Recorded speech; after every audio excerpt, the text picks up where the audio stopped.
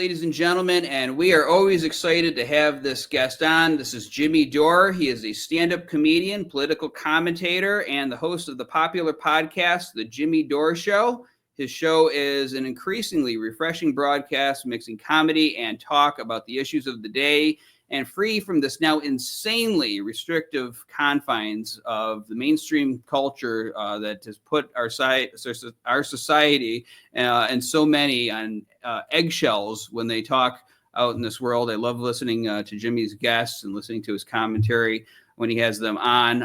And on his show, he's interviewed a number of people associated with our cause and stands with us and what we are doing. So we're happy to have Jimmy on this program. Jimmy, welcome to Dawn of the Truth. Welcome. Thanks for having me on. It's great to be here. Good to talk to you again. So last year, when you were here at our anniversary event, we talked about the term conspiracy theorist. It's supposed to be derogatory against people like us, but is this a derogatory term anymore? I mean, after the last couple of years, can anyone consider themselves an intelligent observer of the world without being a conspiracy theorist of some kind, in your view? Well, it's just taking the bait. If to use the term conspiracy theorist in a pejorative, just as following the CIA playbook, right? So people are charged with conspiracies in courts from coast to coast every day. So conspiracies are real, and but when people caught on to the fact that there was a conspiracy to assassinate John F. Kennedy, it wasn't just a lone gunman, that's when they decided to make that a toxic term, just like they've made truth into a toxic term. The 9/11 truther. Oh, you're a truther. So they can take an everyday term and turn it toxic, and that's exactly what that is. And through COVID, you were called a racist and a conspiracy theorist if you questioned any part of it. And it turned out every part of it was a conspiracy and a lie. It was a conspiracy by Fauci and those guys who wrote the scientists who wrote the proximal origins paper. It was a conspiracy between them to lie about where the virus originated. That was so all a conspiracy means is two or more people conspiring to do something. That's a conspiracy. And so there was definitely two or more people conspiring to lie to everybody about the origin of the COVID virus. So it turned out that a conspiracy. What's the saying that they do now? That conspiracy is just a spoiler alert now. That's what it is. Yeah, I mean, anytime you have money running through anything, you better be asking some questions about who's going to be profiting for it and if they're really doing the best for the public that they're supposed to be serving. And we saw this after September 11th when we had Halliburton and the wars that followed, making a killing off of the Iraq war. And I mean, that is what an appropriate term. Relying on locals in Iraq to build the showers for the soldiers. Soldiers are getting electrocuted in the showers. So they're doing shoddy work on top of it, overcharging. So you need to ask these questions. And of course, when we get into what we get into here at 9/11 Truth with the fall of these buildings, the explosive demolition that we see, we better make damn sure that we are asking these questions. Right, Craig? Absolutely. That's a good segue. I just want to ask Jimmy, actually. First of all, I wanted to mention that I saw your show in Ottawa recently, and I really enjoyed that. I was the guy on the right side with the blue shirt on. You might have spotted me. But anyway, no, that I didn't know that you could I'd seen you do your show and also where you show clips and you have people on stage with you, but I had not seen you do like 90 minutes of stand-up, which was awesome.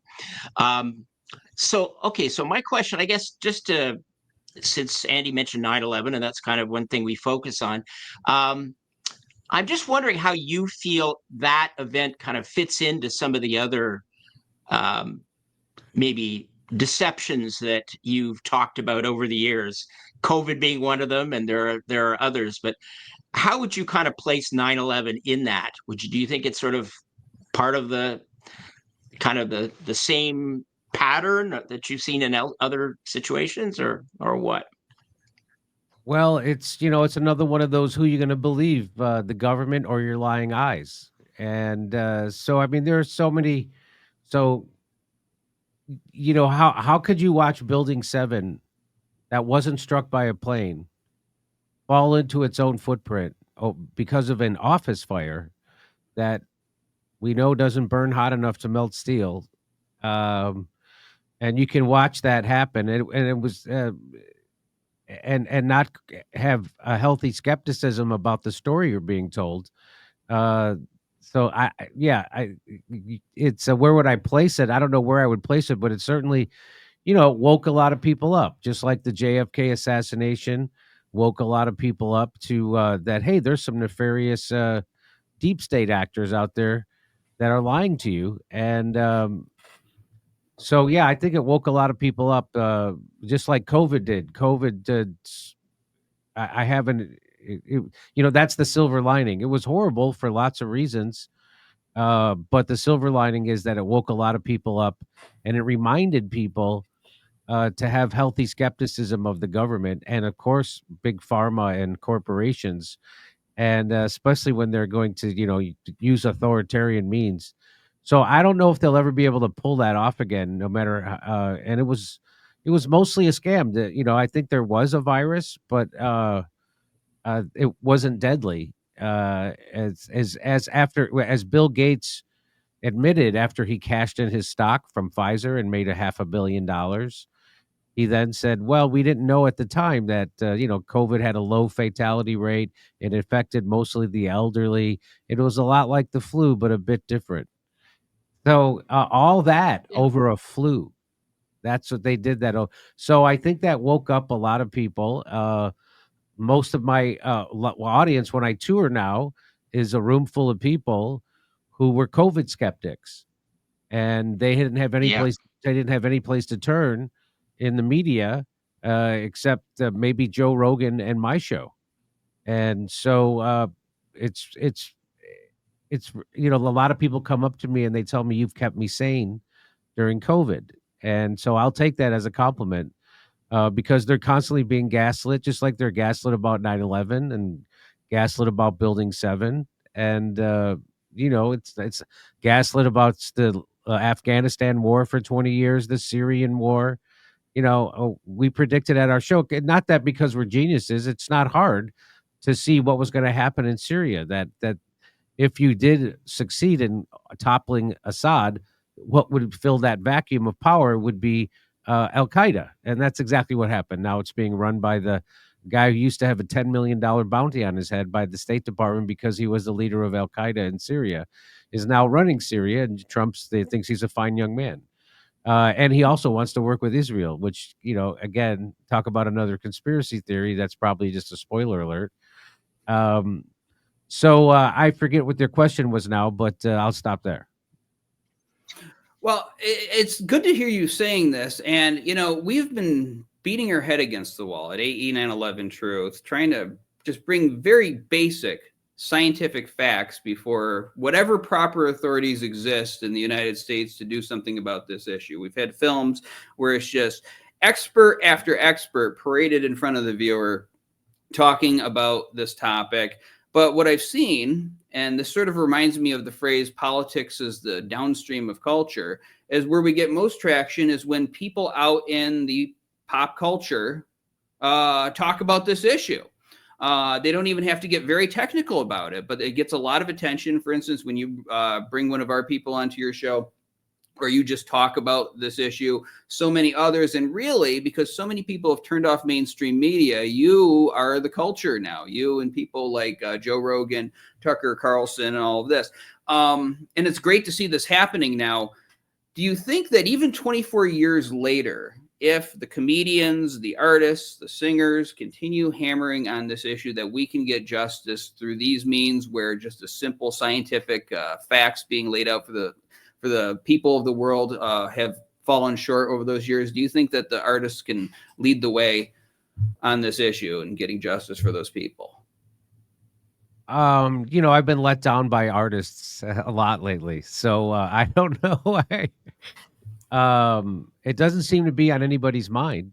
You can't even get, the most we could get was Woody Harrelson talking about COVID uh, and the drug cartels, which is big pharma, on Saturday Night Live. And so I don't know. Do you know of any artists out there that are actually making 9/11 a cause celeb or anything? I don't know of any. Well, when I say artists, I talk about I lump comedians in with that because it's an art form out there. And I remember when I was growing up, you would have people like George Carlin who would just basically say what he thought, and that seemed to be the popular culture within stand-up comedy. For instance, people like George Carlin. I'm sure I can think of other examples coming up where they were more truthful and they could get away with it because they were comedians, but they would go off on some point about politics, and the audience would just clap. Whereas if somebody on mainstream media with the plastic hair did this, they would get a talking to and probably fired like Tucker Carlson. So it seems that not only can comedians get away with talking about issues like this more and more, but they can also have a profound impact on society. And I really believe that society doesn't grasp something until TV or whatever art form people follow gives them permission to think this. So do you think that they have a more important role than mainstream media in pushing this? Or, do you think it's just kind of the same results that are going to come up even if they push this really hard? Well, unfortunately, during COVID, most of the most of the comedians I know became narrative enforcers for the establishment, and they betrayed comedy and their own audience and shamed people for having healthy skepticism about an experimental medical treatment they were being forced to take, or they couldn't go to work or travel or go to school or college or or have lunch for that matter. So it was. It was a real mask off moment, and that most comedians are the ones that are supposed to be poking holes in the status quo. We're given the license to do that and to take the piss out of the establishment, and there are people there who are pissing on their audience, telling them, don't do your own research, you're a dummy if you do your own research. And so I don't have much faith in the comedy community as a whole. There are certain bright spots for sure. I mean, Joe Rogan brought on people who were correct uh, on his podcast, Dr. Robert Malone, Peter McCullough, and that was the only place besides my show that I can think of that you would get accurate information about COVID. I'm sure I'm missing somebody, but there was a dearth of places to get accurate information, and comedians did not en masse step up to fill that void. In fact, they did the other thing. We've said some of my favorite comedians, some of the biggest comedians in the country, uh, did comedy specials where they mocked people who didn't 100% trust the government narrative and big pharma with COVID. So I don't really have a lot of faith that uh, comedy, comedy community in general will lead the way in demanding justice, whatever you think that means for 9/11. So no, I don't. I don't have much faith that they will. I do at my show. You do. People like James Corbett, but it's one of those things. They made it a third rail that if you talk about it, it would make you like persona non grata. Just like if you question the vaccine, they tried to make you out to be crazy, and that's why they made the term truther toxic. And so, I mean, I wish I could be uh, more positive, more of an optimist about the role comedy and comedians will play in this, but I don't know, and not unless South Park decides to tell the truth about 9/11. I don't know. Have they done a 9/11 episode? I don't even know. They did, and it was actually really funny, even though at the end they just like kind of state, well, no, it was just a bunch of pissed off Arabs. So it was sort of be like a joke on us after this whole built up plot. And it was a funny show because I can separate the fact that I'm a 9/11 truther from something that's funny. But they have covered this to a certain extent. It wasn't as weaponized as you see from the rest of mainstream media and all of this.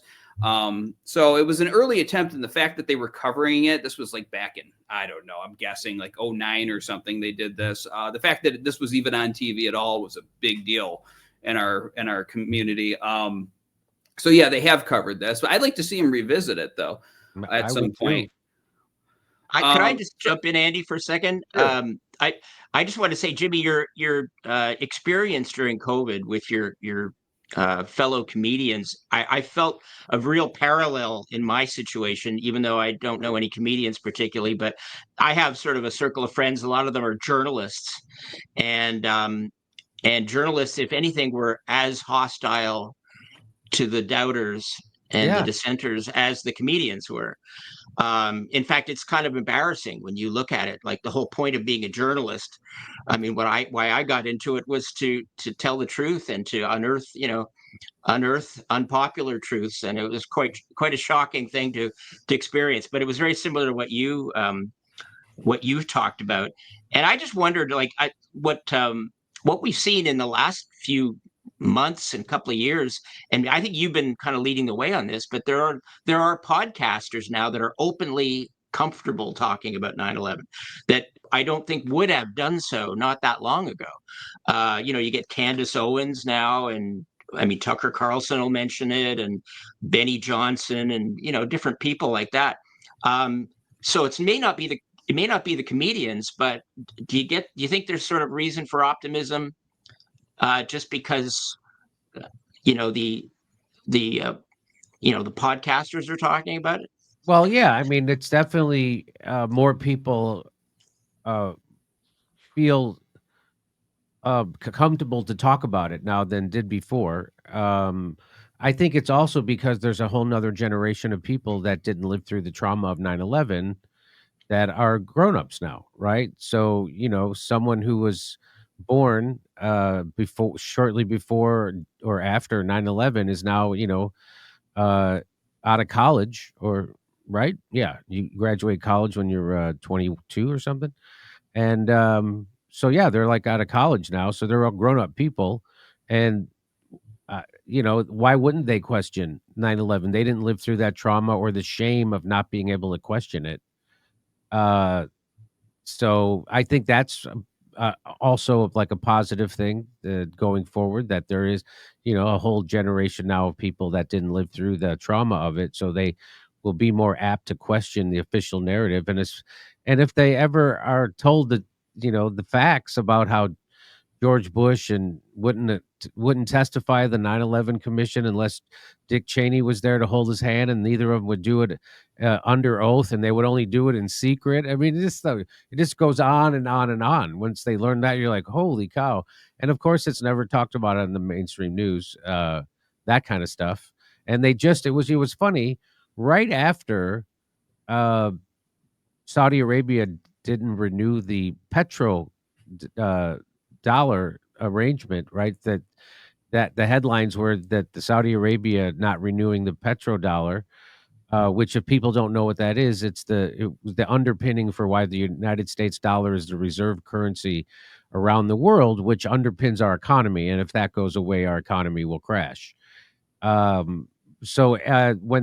When Saudi Arabia decided to not renew the petrodollar agreement, it was literally a week or two later, CBS News, all of a sudden it's like, oh, there's these new documents we found about Saudi Arabia's complicity in funding. And it was like all of a sudden they're starting to report on Saudi Arabia and why they were allowed to fly out of the country after 9/11, the only people that were, and how they funded Al Qaeda and terror. So it was, uh, yeah, I mean, I have hope that we will find out the truth about it. Do I don't think we ever will. The government will ever tell us the truth, just like they won't ever tell us the truth about the JFK assassination or the RFK assassination. Uh, so because I mean, the whole thing would just shut down, right? We Because this was it's obvious not what they are presenting it to be, and there was a conspiracy, and it seems this would be right out of the playbook of the Mossad, false flags at a grand scale. And, people say, oh, do you really think that George Bush and Dick Cheney would have knowledge of an attack like that and let it happen? Or they would participate? I'm like, they killed 1 million people. Do you think those guys give a shit about 2 buildings in New York? They don't care. They killed 1 million people. They ordered a worldwide torture program that no one ever had to go to jail for or even have a hearing about, or get charged with a crime. They committed war crimes all over the place, killed 1 million people on a lie. We all know it was. And Afghanistan was 20 years of lies, right? If you read the Afghanistan papers, of course. So this is what they do. But ever since JFK, they've been emboldened. They got away with it. They did RFK. They did MLK. I don't know what happened with Reagan. But every president has fallen in line, and if you don't fall in line, you're out. So they all fall in line, and it doesn't matter if it's a Democrat or Republican. Nope. Barack Obama was just a big of a bitch to the military-industrial complex as John McCain or George Bush and Dick Cheney. He was not a departure from George Bush. He was a continuation of George Bush's, and not only his war policy, but his economic policies. And let's remember, he gave us, how everybody was afraid of Project 2025 that Trump was going to implement, that came from the Heritage Foundation. Well, guess where Barack Obama's healthcare plan came from? It came from the Heritage Foundation, the same place that made Project 2025. So this idea, so that's what people had a lot of hope, that Donald Trump would be a departure from the two-party system, because he came in and ran against the Republican Party in 2016. And then half the party turned on him, and he wasn't. So they thought that a lot of people had hope that Donald Trump would be a departure from the two-party duopoly, and he is not. He is just another fraction of the deep state, and he is there to make sure you get trillion-dollar defense budgets and they militarize your local police as they cut health care from you. And all those Doge cuts were just a smokescreen. That was all about how we're going to balance the budget, because this is unsustainable. $36 trillion is all fake. So I don't have any faith in our political structure. I think we have to lose faith in it so we can have a real revolution of some sort, because that's what's needed right now. Our government is run by corporations and AIPAC. We have a country of a few million people. I don't know what is there, 10 million people in Israel, and they run the United States. So whatever they say we do. So we need a real revolution of some sort, and we need to find a way to your vote doesn't matter right now. It doesn't matter. And the people who want things to run are the deep state, and they've been, they bragged about it during Trump's first administration. They would say they would call themselves the permanent state. They would say, we've been here before Donald Trump was president. We're going to be here after, meaning people in the FBI and the CIA and the NSA. And they knew, right? And even Chuck Schumer, when Donald Trump got elected and he was speaking out against the intelligence community, the CIA and the FBI, and Chuck Schumer gave let the cat out of the bag. He gave the game away on Rachel Maddow's show when he said, well, Donald Trump considers himself smart, and for a smart guy, he's being really dumb to criticize the intelligence community. And Rachel Maddow said, why? And he said, well, you mess with the intelligence community and they've got 6 ways a Sunday to get back at you. So what he's doing isn't very smart. And so what that revealed right there was that the FBI and the CIA and the NSA is on paper supposed to work for the president. The president's supposed to be their boss. But what Chuck Schumer, the leading Democrat in the country at the time, on the #1 news show at the time, what they revealed was that they don't work for the president, that the president has to watch his back and make nice with the CIA and the FBI, or else he's in trouble. And he better watch it and do what they say. And so if they don't work for the president, the the obvious follow-up question would have been, if Rachel Maddow wasn't a tool of the establishment, if she was a regular journalist, the follow-up question would have been, well, who do they work for? If they don't work for the president and the president has to watch his ass when it comes to the CIA and the FBI, who do they work for? And who's giving them the orders? And what is their motivation? But those are the questions that should have been asked of Chuck Schumer at that moment. But of course, Rachel Maddow is just as big a tool of the establishment as Chuck Schumer is. So of course she didn't ask that question. She went on to push Russiagate, right, at the top of her, which was a CIA concocted conspiracy theory. They called it collusion because they made the term conspiracy so toxic they couldn't accuse Trump of being in a conspiracy because that would make them conspiracy theorists. So they decided to say he colluded, and nobody called that out except at my show. We pointed that out all the time. Like, that they're saying collusion because they can't say conspiracy because that would make them conspiracy theorists. So anyway, again, I'm sorry I get a little too loquacious talking, but I'll throw it back to you.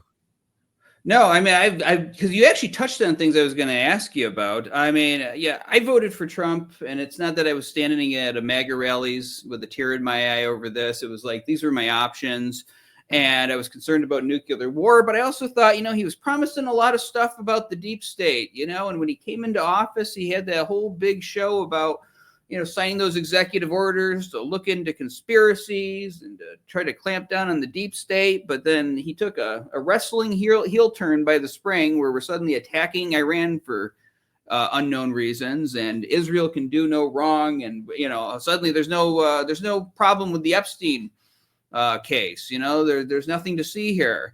So, yeah, I've lost a lot of faith in Donald Trump myself.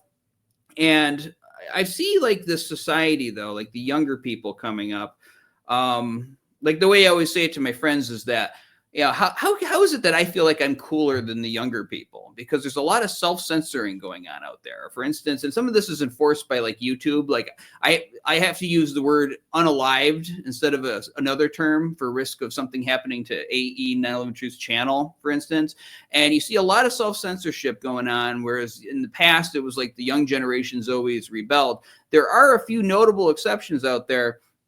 But what do you think about what's coming up and the direction that the society is going in? Are we going to see some kind of pushback from the kids that are getting tired of all of this? Or do you think it's just going to be more status quo, more mainstream talking points, and people afraid of rocking the boat? Well, just like I had hope but not faith that Donald Trump would be a departure, I have hope but not faith in the next generation. I mean, I'm not an expert on the next generation. I don't even know what they're called now, Generation Z or Millennial. I don't know what they're Maybe called. alpha. Yeah. But I mean, I don't know. I mean, they seem to be just as susceptible to the same kind of propaganda, because let's remember in 1996, Bill Clinton passed the Telecommunications Act, which was necessary. They got us from 50 giant media companies down to 6. And so they're a monolith, right? To speaking with one voice. And let's remind ourselves what Noam Chomsky taught us, that the corporate media, the mass news media, is not there to inform us. They're there to manufacture consent for the establishment. And they have a stranglehold on even our social media. Like I still can't run ads on Facebook or Instagram, or even an ad to promote my stand-up tour, because I told the truth about COVID and I got flagged as being a misinformer for telling the truth about COVID, because they were using these fact check organizations that were funded by Bill Gates or the Annenberg Foundation or the Ford Foundation, or there's a billionaire involved somewhere. And with if you see fact checker, that it's the opposite. They're funded by a billionaire with a political axe to grind. And so I don't know. There's got to be people who know more about the young generations than me, who study them. I don't have faith. I have hope. But they seem to be rebelling, including MAGA. They're not putting up with Trump's subservience to Benjamin Netanyahu and Zionism. And they know that when they voted, they didn't vote for Trump to kick people out of the country who were here legally following all the rules and kick them out because they committed a thought crime, writing an op-ed critical of Israel. That's not what people voted for. Joe Rogan has even complained about this on his show, that this is not what people voted for. They want him to go after, drug cartels and criminals. They don't want him to go after students for having a wrong thought. And he created, he got rid of this protected class on the left of LGBTQ and minorities and people of different ethnicities and protected groups like that. And he just invented a whole new protected group. It was called Israel and Zionists, but he created under the umbrella of anti-Semitism, which most Jews I know are not on board with Zionism. In fact, the head of the International Zionist Organization just wrote a Substack on August 8th saying that the Jews should write The Hague and demand that they prosecute Israel for crimes against humanity. So the Zionists have even lost the Zionists. That's how evil and disgusting they are.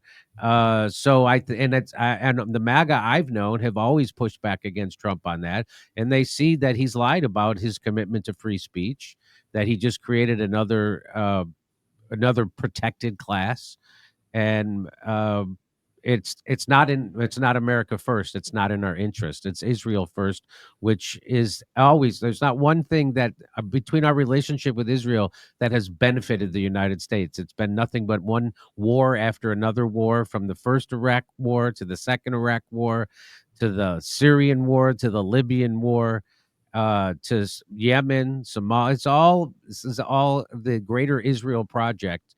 And so it's been a big negative for us to have this relationship with Israel, but Israel has a stranglehold on our political class. And it's not so much the money they give. They do give a lot of money to politicians, but it's just as much the threat that if you don't do what we want, meaning AIPAC, if you don't do what AIPAC wants, not only will we pull our funding from you, but we're going to fund someone else 10 times more. And so they're going to get rid of you. So that's the real threat, that they will get a primary challenge or an electoral challenge to you, and they will fund them to the teeth. So, yeah, I don't know. I don't know how do you feel about the next? I guess that's a long way to say I'm the wrong person to ask about the young generation. Well, the thing is I think that in most of the world, the revolutions, whether it be in thought or some other means, are fought by a minority of people, and everyone else just kind of watches to see who wins in the end and goes along with the winners. So there's a lot of YouTube channels that I follow by very young people in their early 20s who are very deep and philosophical, talking about government and stuff and talking about what's going wrong here. So I have hope in them. And what would some of those channels be? What are some of those channels? I mean, people who are rejecting the duopoly?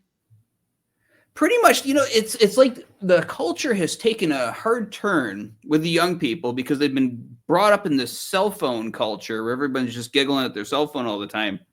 And they don't fit into it. And they've turned to like the classics, into Stoicism, Marcus Aurelius type of stuff, and just looking at societies. Like there's one guy, and he gets a little bizarre sometimes, but you just kind of take that with it. But his channel is What If Alt Hist, and I listen to him, and when he sounds a little more lucid, he goes into these deep dives about like sort of the history of the right in this country and the history of the left, and talking about where things are going to be headed maybe in 200 years based off of his analysis. And he spends all of his time reading books about society. He spent his whole childhood doing this. And there's other people whose names, I got them on my YouTube subscription list, but I don't memorize them. I just look them up there, who are doing a lot of the same thing. And so I have hope in these people. I just, if they can get propped up and sort of avoid the algorithm that we're being boxed in by here at AE 911 Truth, maybe they're going to be the next leaders, and maybe I'll have them on a program at some point. But regarding Israel, yes, we got to get rid of this relationship. It's a foreign government that is allowed to bribe our politicians to get what they want. And it's, as I said in our last podcast, it's the only country in the world that has been caught red-handed staging a false flag against our nation. And if people don't know about that, they can Google the Lavon affair. Even Wikipedia has to be honest about it because it was that bad how this all transpired. So look that up, the Lavon affair. There's also the USS Liberty, right? Yep, exactly. 100%. Exactly. So, I mean, those are just two glaring examples. But gentlemen, it's been a pleasure talking with you. I appreciate the work you do. Likewise. Thanks for having me on, but I have to run, and I wish you all the best, and I look forward to talking to you next year. Jimmy, thank you so much. Great. Have a great night. Thanks, Jimmy. Okay, you too. Bye-bye, gents.